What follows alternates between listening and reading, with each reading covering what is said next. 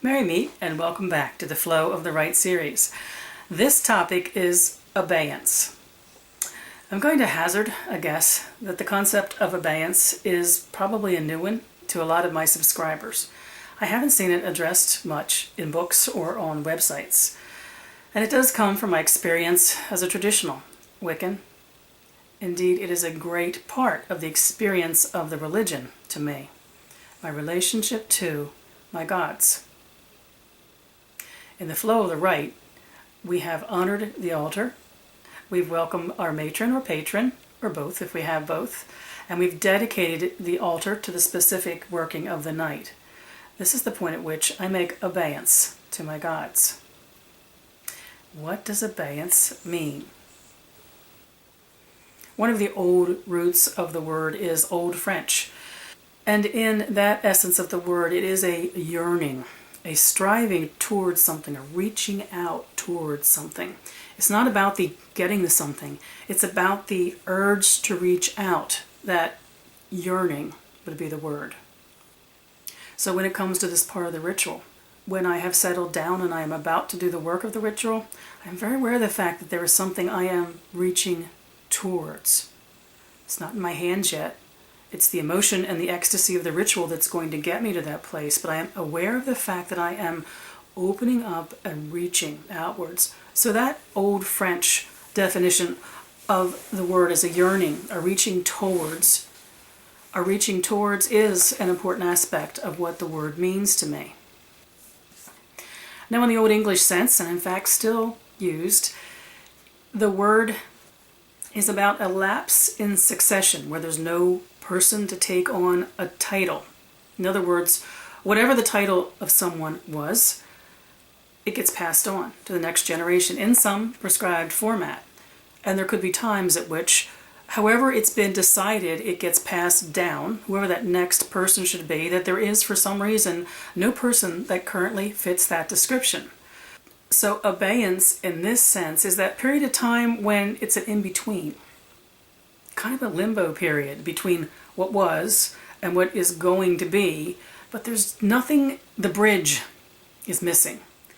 It's a limbo period in between.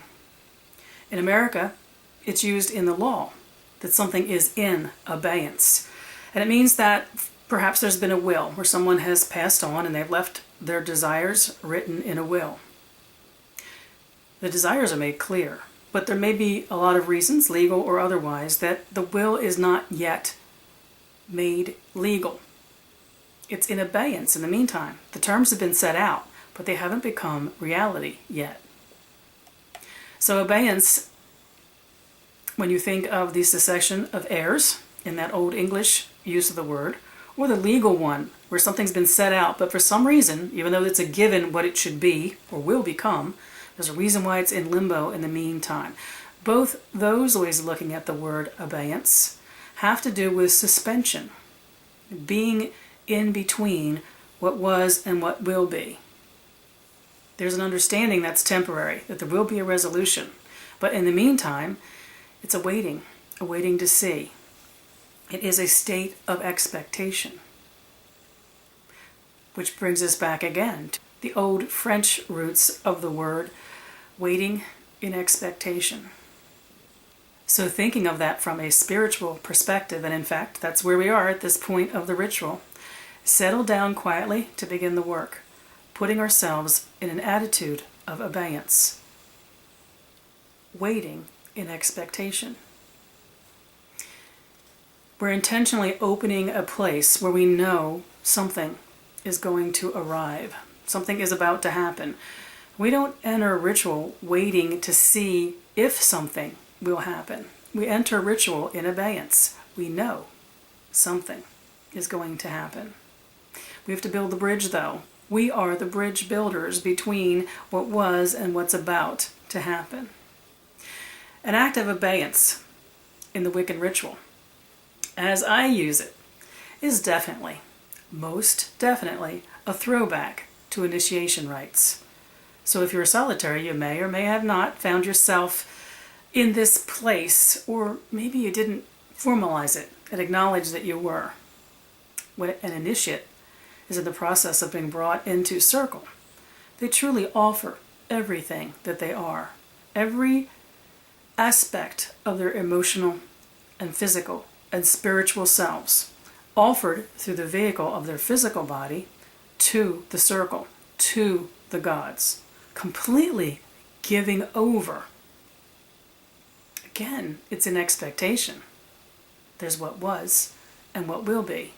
And there is an offering we make of ourselves to that period in between. It's definitely part of the experience of initiation.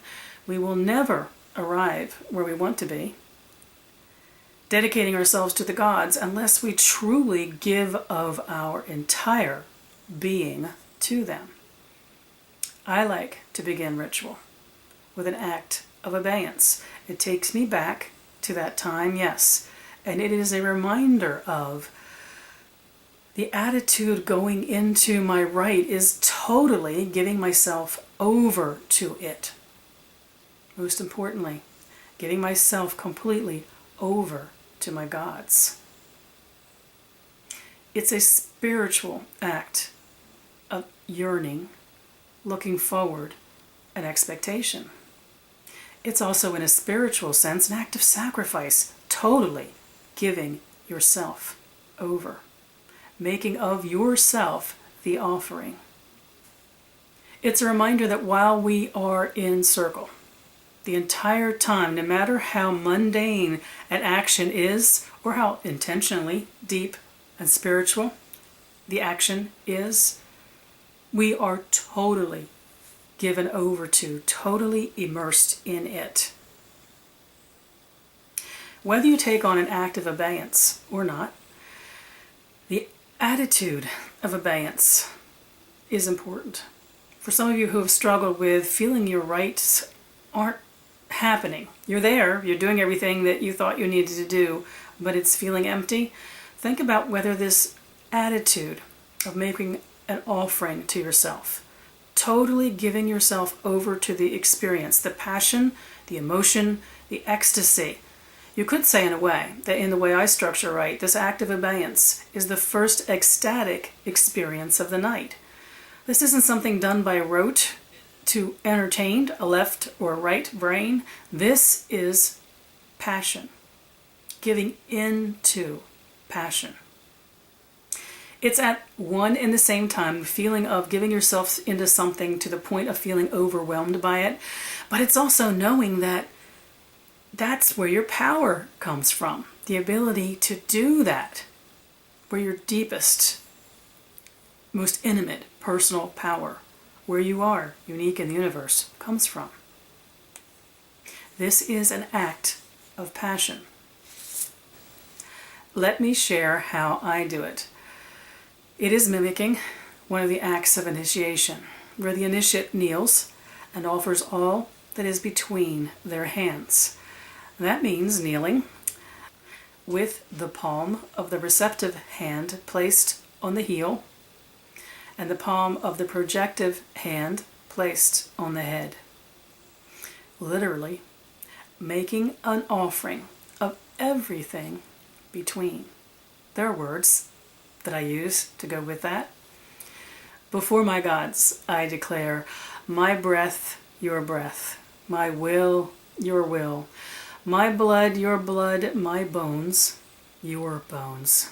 I offer you all that is within my hands. It's an act of passion. Those words may or may not work for you. Kneeling and making an offering of yourself may not work for you. But think about, what is the intent here? The intent is to open yourself to the experience, to begin to feel the momentum of ritual, the total immersion of yourself, the first step of which is acknowledging what you are offering to your circle. In effect, what you are offering to your gods, yourself. If you take on an act of abeyance, no matter how you design it, it should come from your heart. It should feel like a moment of ecstasy, a looking forward with expectation, A moment between there and what will be. A suspension while looking forward. A place of absolute trust in what you're going to experience. An act of abeyance can even be the sole reason for your ritual. You might want to spend time in your ritual, redevoting yourself to that feeling of being open and embracing of what the gods offer. That can be the sole purpose of a ritual. Revisiting that place, opening yourself up to that infinite possibility and that experience of the power of it. Whether you take on an act of abeyance or not, if you don't have that mindset going into your ritual, if you don't feel some of the things I've been describing, think about whether you're really ready to be doing ritual at this point. You probably will continue doing ritual by rote if you haven't awakened that passion. It doesn't hurt. As the reality of our circle begins to settle around us, to remind ourselves of the power of abeyance. We've honored the altar, evoked our matron and patron, dedicated the altar, and made an act of abeyance indeed our first act of passion leading into our rite. The next video in this series is going to be about blessing and cleansing of the elemental symbols. Until then, I wish you mirth and reverence. Merry part.